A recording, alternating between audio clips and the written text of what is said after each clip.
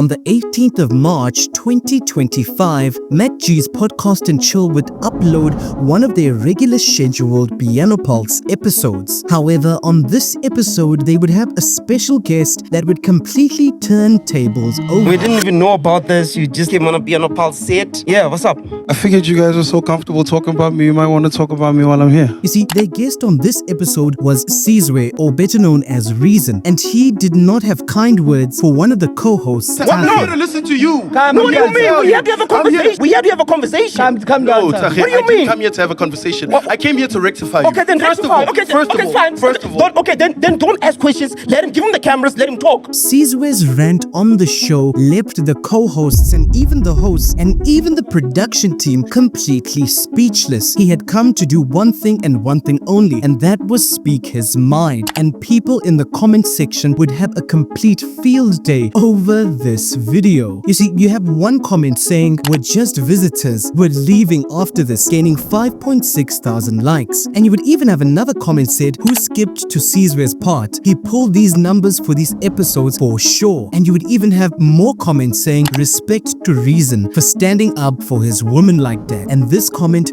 would gain 3.2 thousand likes. It's clear that Sizwe speaking up on behalf of his lady clearly resonated with a lot of people. What Reason the artist, what he did, please go check it out. I could watch it 800,000 times. My heart is full. Please find Reason. Ngicela iCapitec account number yakhe. He deserves ama-bells. Ufuna ukumthengela ama-bells. But how did we even get here? How did we get to a point where so many people are so against Taki? From many influencers on TikTok and even on YouTube, it seems like the big consensus is that people dislike Taki. But why is that? You see, this really all started boiling over when Taki was invited to an influencer party. And here, many influencers from TikTok and even YouTube would attend the party and exchange pleasantries. While at the party, Taki wanted to observe how the influencers react around each other, and one notable thing he observed is how people treated Sonwabile, who is a really big YouTuber. And he would go on to say how they idolized Sonwabile and they even treated him like he was the prophet. Wait, let him make his point. Everybody is a sucker of Sonwabile, bro. Everybody worships the ground that boy walks on. That whole circle. Even as a leader, he's not even a leader. He's like Bushiri. He's like Bushiri. After that episode of Piano Pulse, people completely went crazy over Taki's comments, and they would quickly flock to TikTok and YouTube to explain their side of the story and why Taki is attacking them. First of all, meaning that this figure whole thing is intentional. It's like me saying Tandi instead of Taki because of those big cheeks on your face. They're not helping your head shape, bro. You need to lose those first of all. This is why I don't like to visit these places, because bro, you just chilling, having fun with your boys, and there's someone lurking there. Who's the group leader? Nigga, what the bro? I'm actually starting to believe that Taki is being this mean guy because he wants relevancy. He's not relevant unless he talks all this shit about other people. You see, in response to the situation, when Taki was called out and he was asked why did he really start a war with the YouTubers, he would be completely arrogant about the situation, asking what war did he start? Do you even call that a war? Basically saying how these influencers are much smaller compared to his stardom and that they shouldn't even be coming after him because he's giving them relevancy by talking about them. Taki, you started a war with the YouTubers. You started a war. How I can see last week he was busy saying small influencers, and now they're coming for him. Yo, my guy. You call that war? Yes, it's a war. They needed this, man. They needed it, you know. The game is too quiet, you know. They needed some sort of push because nobody's going to give it to them but me, you know. However, I want us to really understand that this isn't really the first time Taki has faced a lot of backlash online. You see, because on a previous episode of Piano Pulse, Taki as well as Fiso would start shouting and berating Munaka over a few decisions she decided to make without involving the group. I'm trying to get my numbers away without my permission, and then now you're telling me I'm disrespectful. Dude, no. Munaka made a number of mistakes here, and Munaka is not apologizing for them. The last word is we are fighting over a fucking extra ticket. Okay. I don't fucking drink any again. If only you knew how much I write for you. I fucking came to Limpopo. I missed 3 gigs that weekend where I could have been getting paid to come and support your initiative.